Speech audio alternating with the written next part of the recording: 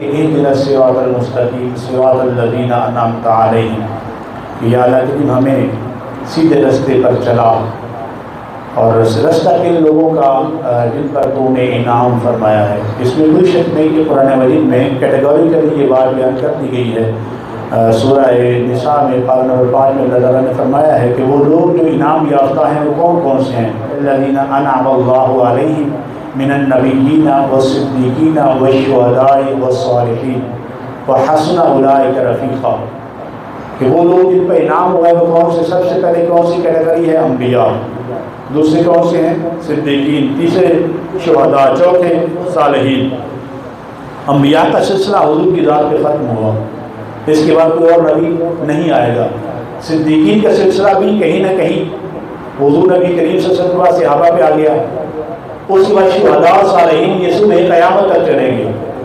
یہ بات اب یاد رکھنی آپ نے، اس سے یہ بات سمجھ آ گئی کہ صراط مستقیم میں انبیاء کا رستہ، صدیقین کا رستہ، شہداء اور صالحین کا رستہ، یہ دو بڑی اہم پہلو جو بات میں عرض کرنے لگا ہوں، توجہ سے سماعت کیجیے گا۔ یا تو اللہ تعالیٰ نے صراط مستقیم کو پہلے ڈیزائن کیا اور ان افراد کو، ان شخصیات کو اس پہ چلایا تو اسے صراط مستقیم ڈکلیئر کر دیا، یا ان لوگوں کے اس رستے پہ چلنے کی وجہ سے اسے صراط مستقیم قرار دے دیا۔ دونوں صورتوں میں صراط مستقیم اور یہ شخصیات یہ لازم ملزوم ہیں، نہ صراط مستقیم ان سے الگ ہے نہ یہ صراط مستقیم سے الگ ہے۔ اگر کوئی شخص اپنے چہرے پر داڑھی سجا کے اور دستار باندھ کے اور نیٹ پہ بیٹھ کے کہے کہ یہ سارا جو سلسلہ تو ذہب ہے، اس کو چھوڑ کے صرف میری بات مانو، یہ باتیں چھوڑ دو، تو ہم نے کہا ہمیں تو قرآن نے کہا ہے کہ ان کا رستہ ہی تو صراط مستقیم ہے، رستہ صراط مستقیم ہے ہی ان کا، اور اللہ نے یہ ہمیں فرمایا ہے کہ ان کے رستے پہ چلنے کی دعا مانگا کرو۔ تم کہتے ہو کسی اور کا رستہ لے کر آؤ، تو لہٰذا یہ بابوں کا رستہ چھوڑا نہیں جا سکتا، یہی رستہ تو ہمیں اللہ کی بارگاہ میں پہنچاتا ہے۔